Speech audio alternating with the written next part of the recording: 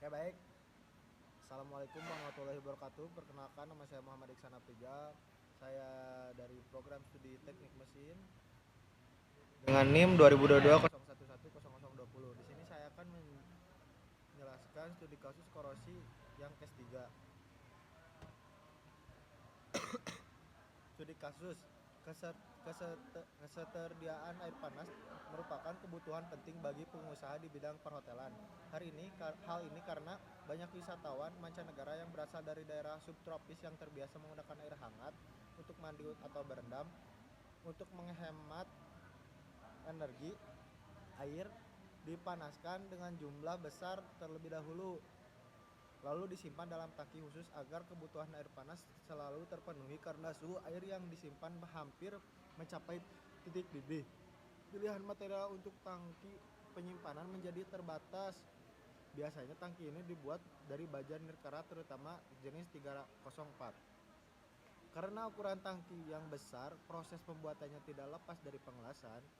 Selain itu, membuat plat baja nirkarat juga lebih sulit dibandingkan baja biasa karena baja nirkarat mengandung beberapa bahan tambahan yang sulit dijaga agar tetap merata selama proses produksi. Tulisan ini membahas kegagalan yang disebabkan oleh korosi pada tangki air panas yang terbuat dari baja nirkarat. Korosi ditemukan pada bagian bawah tangki dan juga di area sambungan las. Padahal tangki ini baru dipakai kurang dari 1 tahun, tapi sudah muncul berbagai masalah korosi di beberapa bagian. Dari luar, korosi tersebut tidak terlihat sama sekali. Hasil pengujian struktur mikro pada bagian atas tangki menunjukkan bahwa strukturnya hampir sama dengan baja nirkarat tipe 316. Bagian tengah tangki juga punya struktur mikro yang mirip dengan bagian atas, yaitu mendekati baja nirkarat 316. Tapi berbeda dengan bagian penutup bawah tangki.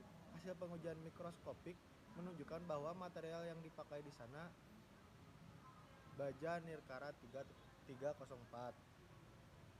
Mungkin yang selanjutnya itu ada pertanyaan.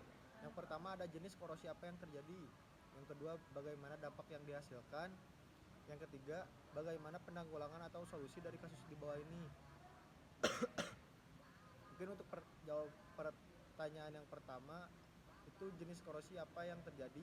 Berdasarkan uraian kasus dan data komposisi material, jenis korosi yang paling mungkin terjadi adalah korosi celah atau surface corrosion dan korosi galvanik pada baja nirkarat tipe 304 di lingkungan air panas. Yang pertama ada korosi celah terjadi pada area sambungan las dan bagian bawah tangki, di mana terdapat celah sempit yang memungkinkan terperangkapnya air panas kaya oksigen dan ion klorida. Stainless steel 304 rentan terhadap korosi. Jenis ini terutama pada suhu tinggi dan lingkungan yang mengandung klorida. Yang kedua ada korosi galvanik. Bisa juga terjadi akibat penggunaan dua jenis stainless steel yang berbeda, 316 dan 304, dalam satu tangki, terutama jika keduanya saling terhubung melalui sambungan las yang terpapar elektrolit atau air panas. Perbedaan potensi elektroda mempercepat laju korosi pada material yang lebih aktif, dalam hal ini 304. Jadi sambungan proses dari las ini itu akan berpengaruh pada sambungan lasnya, dan perbedaan potensi elektrodanya juga akan berpengaruh dari hasil yang dibuatnya. Nah, selanjutnya itu pertanyaan kedua, yaitu dampak yang dihasilkan. Dampak dari korosi pada tangki air panas meliputi yang pertama ada penipisan material pada bagian bawah dan sekitar sambungan las yang dapat menyebabkan kebocoran atau bahkan kegagalan struktural tangki. Jadi ketika sambungan las ini tidak kita maksimalkan dengan baik, akan menyebabkan kebocoran atau bahkan kegagalan, atau bisa dibilang menyebabkan korosi atau porositas. Yang kedua itu penurunan umur pakai tangki secara signifikan meskipun usia penggunaan belum mencapai 1 tahun. Yang ketiga itu risiko kontaminasi air akibat serpihan hasil korosi yang larut atau terlepas ke dalam air panas. Jadi ketika air dari hasil korosi ini terlepas ke dalam air panas dapat menyebabkan resiko kontaminasi air yang sangat bisa dibilang fatal. Yang keempat itu peningkatan biaya operasional akibat perbaikan, penggantian tangki, serta potensi kerugian akibat gangguan layanan di industri perhotelan. Yang pertanyaan ketiga itu penanggulangan dan solusi.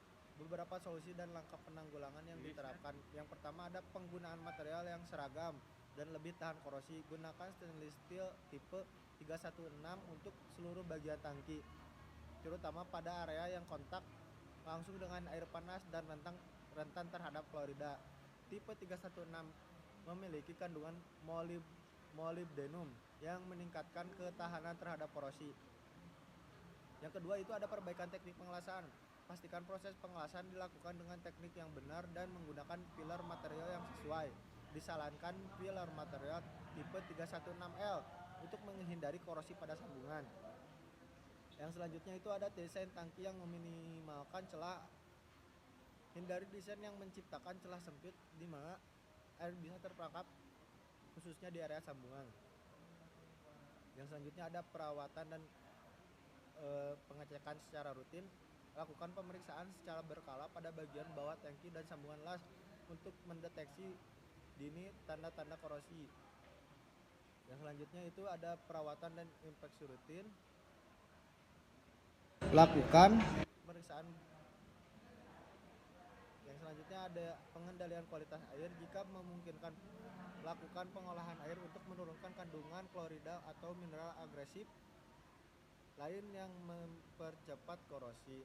Yang selanjutnya itu ada lapisan pelindung tambahan, aplikasi coating atau lapisan pelindung khusus pada bagian-bagian yang sangat rentan terhadap korosi. Mungkin cukup sekian presentasi dari saya. Wabillahi taufiq wal hidayah. Wassalamualaikum warahmatullahi wabarakatuh.